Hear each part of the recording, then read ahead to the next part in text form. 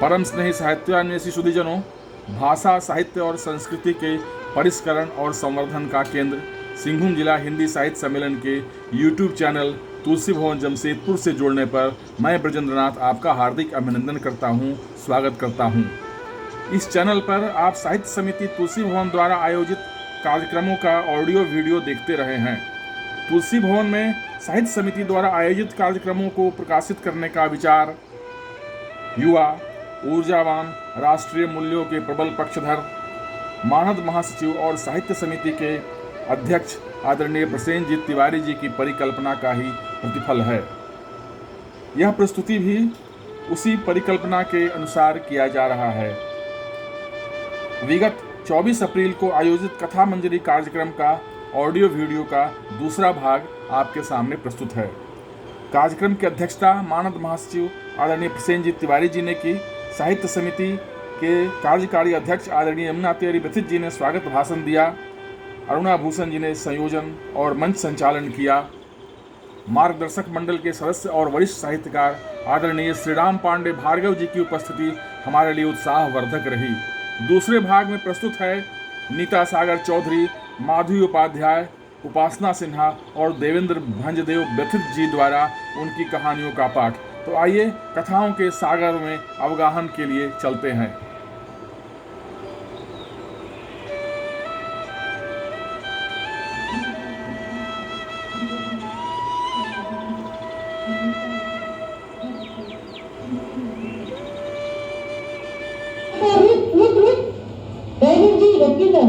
क्या मैडम, जहाँ तहाँ कैसे बस रोक सकता हूँ?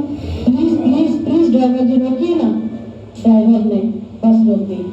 नीता मानो उछल कर बस से उतरी और कुछ दूरी पर जाकर शारदा को गले लगा लिया। क्यों भी बुलाई तुझे तो रुकी नहीं? शारदा भी नीता को देखकर अनायास ही जोर से लिपट गई। दोनों की आंखों में आंसू थे। 10 साल बाद बचपन की दो सहेलियां यूं मिली। कब से तो है कोलकाता में? नीता पूछी। 8-10 साल हो गए, शारदा बोली। और तुम? मैं तो यहाँ 5 साल से रह रही हूँ। यहाँ कहाँ पर रहती हो शारदा तुम? दमदम। बाबू को कोलकाता में जॉब मिला तो हम यहीं चले आए। चलो सामने रेस्टोरेंट में बैठते हैं। दोनों सहेली एक कोने में एक टेबल पर बैठी। नीता ने कॉफी और कुछ स्नैक्स ऑर्डर किया। तुम तो अभी कितनी सुंदर दिख रही है, शारदा नीता को देखकर बोली। झूठ तो मत बोलो, पर तेरा ये हाल कैसे? क्यों समय से पहले तो मुरझा गई? तेरा बेटा कहाँ काम करता है कोलकाता में? नीता पूछी। करता था, अब दोनों बहू बेटा यूके चला गया। यहाँ फिर तो अकेली रहती है? हाँ, दमदम में एक अच्छी वृद्धाश्रम है, वहीं रहती हूँ। जमशेदपुर में पापा का घर फेल हो गया। भाई बहन को 15-15 लाख मिले। बाबू का जॉब लगवाने में कुछ खर्च हो गया। हम यहाँ आ बैठे कोलकाता में भाड़ी के मकान में रहने लगे। अच्छा, कॉफी पी। तू कैसी है मीता? मैं जैसी थी, बिंदा। हाँ, घुटनों में थोड़ी सी प्रॉब्लम है, पर ठीक हूँ। दोनों बच्चे सेटल हो गए, स्कूल से रिटायरमेंट मिल गई और मैं यहाँ फ्लैट में आकर रहने लगी। पढ़ना लिखना जारी है। मैंने तो बच्चों से कह दिया, मेरी जिंदगी में किसी की हस्तक्षेप नहीं चाहिए, ना तुम्हारा जिंदगी में मैं कोई हस्तक्षेप करूँगी।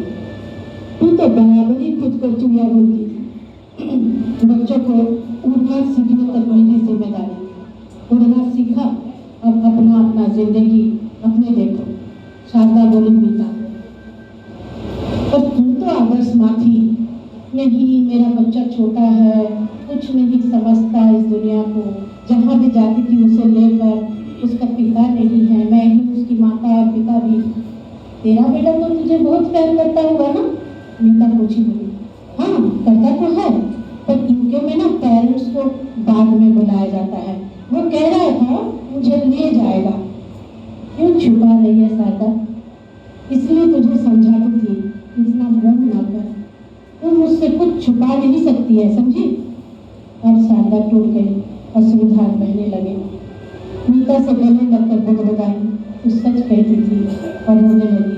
मेरे बेटे ने मुझे धोखा दिया। उसके ससुराल वाले पैसे वाले हैं, उन्होंने उसे घर जमाई बना लिया और दोनों विदेश चले गए। जिस बेटे की मैंने अपने लिए कभी नहीं सोचा, 22 साल से वैद्य पालन किया सिर्फ उसके लिए, जी जान लगा दी उसकी परवरिश में। आज मैं वृद्धाश्रम में रहती हूँ। बस मैं अपनी जिंदगी भी जी लेती। मेरा प्यार और क्या सिला दिया मेरे बेटे ने। मीता उसे ढाढ़स बंधा रही थी। आज इतने दिनों के बाद शायद शारदा जी भर के रोई थी। उसका दिल का भड़ास निकला। मीता को याद आ जाता शारदा अपने बेटे के लिए सबसे नाता तोड़ चुकी थी। दोस्तों के साथ घूमना फिरना, कहीं आना जाना, जहाँ भी जाती अपने बेटे को साथ लेकर। हम सब कहते थे, अरे उसे जरा अकेला छोड़ दिया कर, 18-20 साल का हो गया, क्या माँ के साथ यहाँ वहाँ जाता है, उसे अपने दोस्तों के साथ थोड़ा घूमने फिरने दिया करो। नहीं, वो अकेला नहीं रहना चाहता, मुझे भी अकेला कहीं नहीं छोड़ता है, शारदा हंसकर बोलती थी। आज वही बेटा कितनी दूर बूढ़े माँ को अकेला छोड़कर चला गया। शारदा भी आज समझ रही थी, उसे भी शायद अपने लिए सोचना था। तस्वीर में कथा बहुत ही खूबसूरत है। विदेश में बसे हुए बच्चों के अभिभावक। आज सुबह नाश्ते में रोटियां बनाते समय मंजुला अनायास ही अपने बचपन की अतीत में खो गई। हाँ, अपनी प्यारी नटखट कृष्णा की यादें, उससे जुड़ी अनेक यादें, उसके अंतःकरण को आह्लादित करती हुई उसके होने का अनुभव कराने। बात उस समय की है जब मंजुला 8वीं कक्षा की छात्रा थी। पिता श्याम मनोहर जी सरकारी स्कूल में शिक्षक थे। विद्वान होने के कारण समाज में उनका बहुत आदर और सम्मान था। उनके 4 बच्चों में मंजुला तीसरे नंबर पर। श्याम मनोहर जी के घर के कुछ दूर पर ही खटाल था, अतः वहीं से ग्वाला नित्य सुबह सुबह उनके बच्चों के लिए दूध ले जाया। आज ग्वाला थोड़ी जल्दी ही दूध लेकर आ गया और जोर जोर से मालकिन पुकारने लगा। यह सुनकर श्याम मनोहर जी की पत्नी दौड़ी हुई आई और आश्चर्य से पूछने लगी, क्या बात है, आज इतना सवेरे सवेरे? उसने देखा आज उस ग्वाले के चेहरे पर अतीव प्रसन्नता झलक रही। मालकिन बोली, आज बहुत खुश दिख रहे हो, कुछ विशेष बात है? ग्वाले ने कहा, जी मालकिन, आज मेरी गाय ने एक सुंदर सी बछिया को जन्म दिया है। अरे वाह, मालकिन बोली, ये तो बहुत शुभ समाचार है। कहते हुए दूध लेकर अंदर चली गई। उसने श्याम मनोहर जी को भी बताया कि आज दूध वाले की गाय ने एक बछिया को जन्म दिया है। समय बीतने लगा। देखते देखते बछिया अब 4 महीने की हो चुकी। एक दिन वाले ने श्याम मनोहर जी से बोला कि मालिक, आपसे एक बात करनी है। श्याम मनोहर जी बोले, कहो क्या बात? तब वाले ने श्याम मनोहर जी से कहा कि साहब, मैं इस बछिया को बेचना चाहता हूँ। बेटी का विवाह करना है, कुछ पैसे हाथ में आ जाएंगे तो अच्छा रहेगा, क्यों ना इसे आप ही ले लें। उसकी बातों से श्याम मनोहर जी सोच में पड़ गए। लेने को तो ले लूंगा, किंतु उसकी देखभाल और सेवा कौन करेगा? गाय पालना कोई आसान कार्य नहीं है। उनके लिए एक व्यक्ति को पूरा समय देना होता है, तभी गाय की ठीक से सेवा हो सकती है। बच्चे अभी छोटे हैं। एक बड़ा भतीजा पास में है जो अभी गांव से आया है। शायद वो बछिया की देखभाल ठीक से कर लेगा। यह सोचकर श्याम मनोहर जी ने हाँ कर दिया। दूसरे ही दिन श्याम रंग की प्यारी बछिया का घर में शुभागमन हो गया। बछिया को देखते हुए मंजुला एवं उसके भाइयों की खुशियों की कोई सीमा न रही। सभी हर्षातिरेक में धूत थे। पूरे घर में रौनक सी छा गई।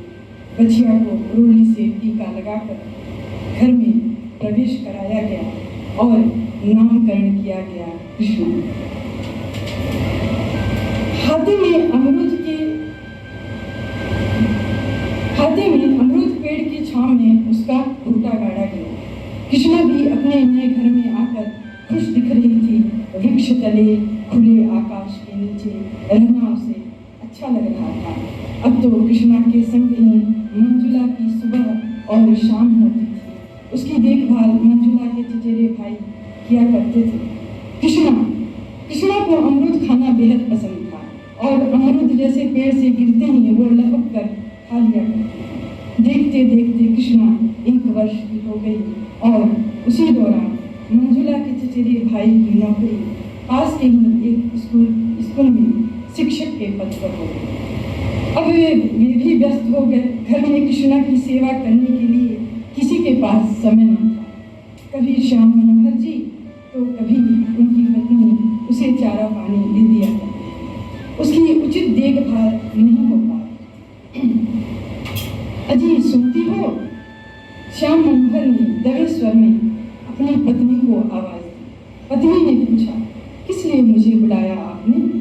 श्याम मनोहर जी रूंधे स्वर में बोले, सोच रहा हूँ कृष्ण को गौशाला भेज दूँ, इसकी देखभाल नहीं हो पाती। यह सुनते ही पत्नी के मुंह क्लांत हो गए। जब मंजुला को पता चला कि कृष्णा अब गौशाला चली जाएगी तो वह फूट फूट कर रोने लगी। सभी की आंखें नम हो गई, किंतु और कोई उपाय भी तो न था। श्याम मनोहर एवं उनके परिवार को यह कठिन निर्णय लेना पड़ा कि कृष्णा को गौशाला में दे दिया जाए। कृष्णा के जीवन पर गहरा संकट आ गया। मंजुला, माँ एवं भाइयों के आंखों में आंसू भरे।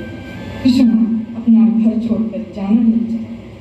वो सबको अपनी कातर दृष्टि से निहार रही थी कि शायद उसे अभी रोक लिया जाए। उसे गए 15 दिन बीत चुके थे, किंतु उसकी याद घर वालों को याद की हृदय को टीस रही थी। श्याम मनोहर जी से रहा न गया और वे अपनी कृष्णा से मिलने गौशाला पहुंचे। अपने मालिक को देखते ही कृष्णा बेचैन हो गई। उसकी आंखों से झरझर आंसू बह गए। ग्वाला ने बताया कि कृष्णा जब से आई है बहुत उदास है और कुछ भी खा पी नहीं रही। यह सब देख सुनकर श्याम मनोहर जी की आंखें भर आई। उनके सीने में तेज दर्द होने लगा। वे सोचने लगे कि ये बेजुबान कितने असहाय होते हैं। आजीवन एक खूंटे से दूसरे खूंटे से और एक खूंटे से दूसरे खूंटे में बंधना इनकी नियति है, बेबसी है। वे कृष्णा की ओर मुड़े और उसे अपने गले से लगा लिया और उन्होंने यह निर्णय लिया कि कृष्णा को सदा के लिए अपने घर ले जाए। पेड़ को देख रही थी। उसकी नजर एक घोंसले पर पड़ी। घोंसले में 2 चूजे और एक चिड़िया थी। कुछ देर में एक चिड़ा आया। उसके मुंह में जो दाना था वो उसने चिड़िया के मुंह में दिया और चिड़िया ने चूजे के मुंह में। ऐसा उन्होंने कई बार किया। सुनीता को ये सब देखकर अच्छा लगा। शाम को जब उसके पति रमेश ऑफिस से घर आए तो सुनीता ने उन्हें सब बताया। रमेश ने सुनीता से अपने बच्चों के बारे में पूछा कि उनका फोन आया था क्या। सुनीता ने नाम में अपना उत्तर दिया। फिर रमेश के लिए चाय बनाने रसोई चली गई। चाय पीते पीते रमेश ने सुनीता के हाथ में अपने हाथ को रखते हुए कहा, इतना मत सोचा करो अपने बच्चों के बारे में। वे अपनी जिंदगी में व्यस्त हैं और खुश हैं। तुम भी खुश रहा करो। बच्चे हमेशा साथ नहीं रह सकते। छुट्टियों में तो आते ही है ना। तुम किसी काम में अपना मन लगाने की कोशिश करो। सुनीता ने सिर हिलाकर अपनी सहमति जाहिर। दूसरे दिन रमेश के ऑफिस जाने के बाद सुनीता अपने काम को खत्म कर फिर खिड़की से चिड़िया के परिवार को देख रही थी। आज भी वही सब हो रहा था। चिड़ा दाना लाया, चिड़िया को दिया, चिड़िया ने चूजे को। अब सुनीता हर दिन उनको देखती। सुनीता उससे दिल से जुड़ती जा रही थी। कुछ ही दिनों में चूजे थोड़े बड़े हो गए।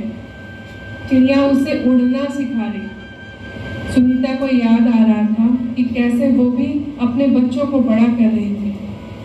एक दिन सुनीता ने देखा कि चूजे बड़े हो गए, अपने से दाना भी चुगने लगे हैं और उड़ना भी सीख गए। अब चिड़ा और चिड़िया को उनका ख्याल नहीं रखना पड़ता था। खिड़की में आज सुनीता से पहले वो दोनों चूजे जो अब बड़े हो चुके थे वो थे, मानो सुनीता को अलविदा कहने आए हों।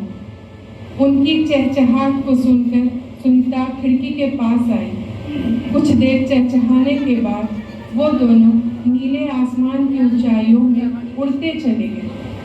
देखते ही देखते वे सुनीता की आंखों से ओझल हो गए। सुनीता की आंखें शून्य को देखती रही। सबकी अपनी दुनिया होती है, ये सोच सुनीता भी अपनी दुनिया में वापस लौटने की फिर से कोशिश करती है, जो उसने शादी के बाद अपनी जिम्मेवारी निभाने के लिए छोड़ दी थी। वो पहले लिखा करती थी, अपनी भावनाओं को शब्दों में पिरोया करती थी। सुनीता ने फिर से कलम को थामा और लिखने बैठ गई। कब शाम हो गई सुनीता को पता भी न चला। रमेश के आते ही उसने अपनी मधुर मुस्कान और मीठी चाय के साथ उनका स्वागत किया। रमेश सामने मेज पर पड़ी उसकी लिखी हुई कविता को पढ़ रहा था।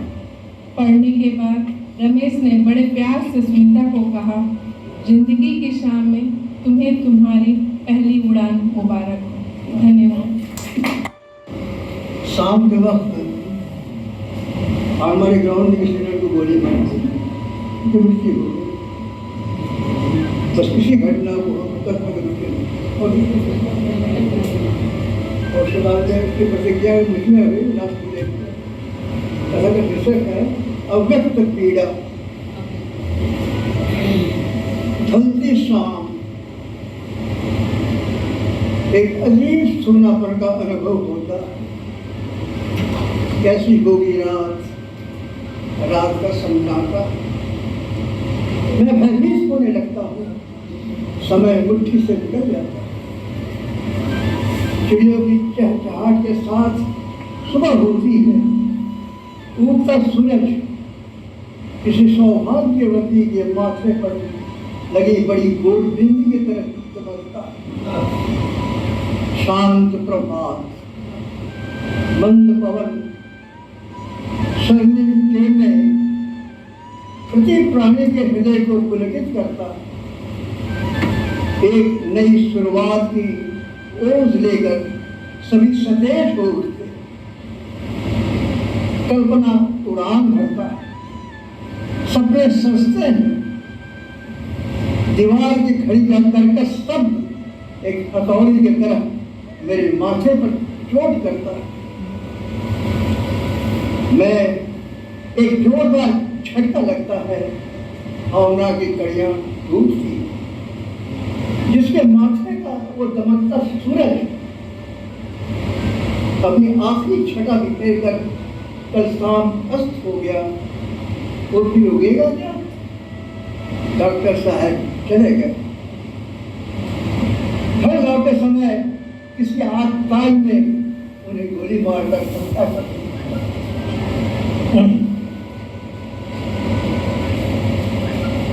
शाम की उदासी दिन को अधिक और हाथग्रस्त कर देता। मन बैठने लगता, एक अजीब सी छटपटाहट होती है भीतर। एक सुखी संपन्न परिवार में यह अकस्मात क्या हो गया था? चिल्लाहट, छाती पीट पीट कर रोना, बिलखना, हर आगे छटक कर रह जाता है। मेरे साथ वो भी सिहर उठता। घटना हैरान होती, तब तो वो आम हो चला। यादों से जुड़ी घटनाएं मुझे सालते। रह कर कचोटते हैं मुझे, भूलना चाह कर भी नहीं भूल पाता।